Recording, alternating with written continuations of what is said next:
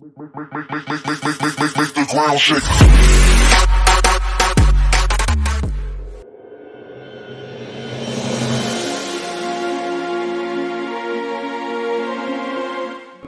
I think uh, the reason I got interested in status came from realizing that there are only two axes for a startup to be successful. One was to constantly make things more efficient on existing motivations, and the second one was truly figuring out a way to solve and create new motivations, right? So you can either say, hey, how do I deliver the head and shoulders shampoo that you may need efficiently fast to your home?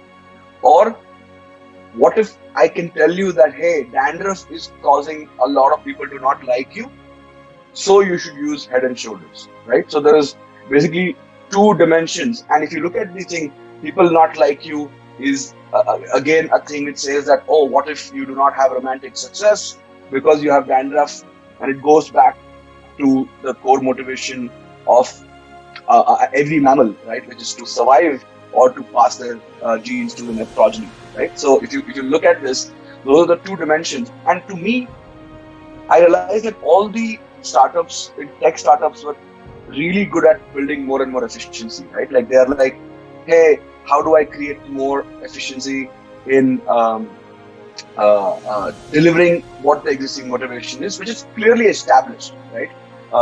But they were not very good at creating new motivations, and only the FMCG guys I figured were really, really good at figuring out new motivations, right? They're like, oh, aapki ye ho raha hai baal mein, to ye karna chahiye, and you don't have whitening, and they're doing that. So I realized that tech world and FMCG world were just kind of on the opposite side, and only a few people who came from the FMCG world to the tech world, I could have these conversations with them and understand that how are they able to constantly create products and make them more successful. For example, how do you take detergent and talk about how it increases your status, and suddenly you get things like Safedi ki chamkar, and you see, oh, my shirt, my husband's shirt is more whiter than this person, and so on and so forth. So then I obviously got interested in this topic of motivation, and it's surprising, but it's super under-researched topic, human motivation, right? In psychology, you will find something, but I think the best data I found in an indirect way is in evolutionary biology, where you could see this from the lens of mammals. And I think the moment we remove this ego of humans and consider us as mammals, and you see this in other mammals, the behavior becomes more and more pronounced. For me, studying mammals in some ways was a much better way of understanding humans, because it's distilled behavior. Right now, we have too many covers to our behavior. We have like really covered a lot of these things, and we now appear to be these humble people. And but Toby, the introduction says that I've raised $225 million is a nice humble way of still signaling status in some ways, right? But I think what happens is that there is this thing that across mammals to establish dominance for superior mating success or superior survival strategy that seems to be working, right? Now take an example of this is, imagine you have to buy a property, and there are two builders who are building a property. One guy shows up in Vespa scooter to sell you his property, and one guy shows up in S-Class to give a thing. And it's funny, it's clearly shown that he's going to make more profit out of you because he has an S-Class. But you assume that more people trust this guy, and therefore he's managed to become more successful and has an S-Class. And therefore you'll probably buy from this person, and in Vespa person, you will actually trust that person less, because clearly they do not have the ability to get trust of a lot of people and probably not trustworthy. And these are gut calls. The gut calls come from these signaling markers. A lot of people say that, oh, all the VCs invest in IITians and all of that. It is as simple as that. If you look at a simple dating scenario, right? Let's say a female is looking to date somebody in humans. Would they date somebody with a superior degree? or somebody with non-superior degree if their interest was long-term in nature, right? Which is a VC's interest. They want to create long-term wealth with that founder. So in absence of future data, what do you look for the markers today that works out, right? I'll give you another example in animal kingdom is uh, in animal kingdom, a female lion is likely, or lioness is likely to mate with lions that are way more hairier than people who are the lions who are not, because it is signaling to them that this lion can afford to have resources to have so much of hair, which will cause them to require more calories to maintain the body temperature in Africa, uh, Right.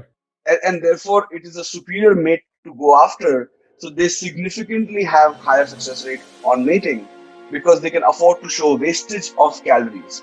Right now, let's talk about wastage of calories. S class. If you are asking somebody who has an S class, if you आप पूछोगे average क्या है, they'll say 1 kilometer per kilometers per liter, and you will be like, what an idiot! Like, but you actually respect the guy because they waste money.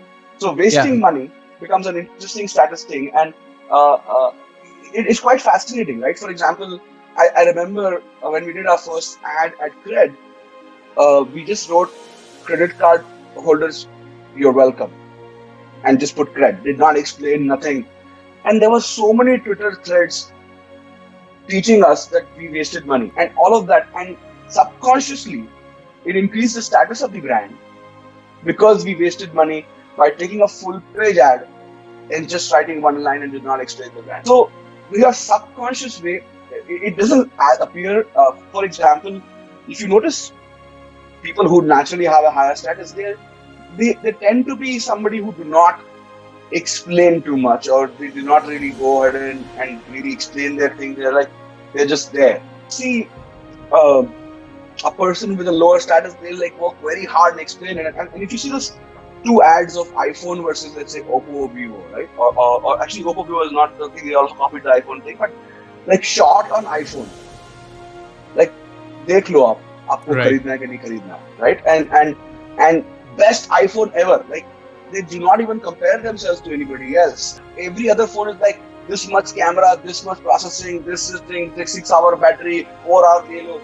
Like they are trying so hard to do that, and I think that seems to be a marker to create a desire, right? That I need to be, and therefore it is hard to reach.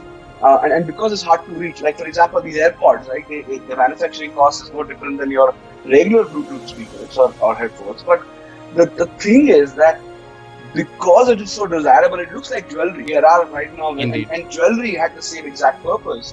If you go back in history and study anthropology, you'll find out that jewelry had no purpose except to signal status that I have arrived, and both genders wore jewelry equally. Where you could signal to people that, hey, I have these exclusive things that you do not have, and therefore you're supposed to respect me and worship me. So a much deeper topic than we think of it to be, but it is the central thesis to what creates a strong motivation for humans to keep going forward.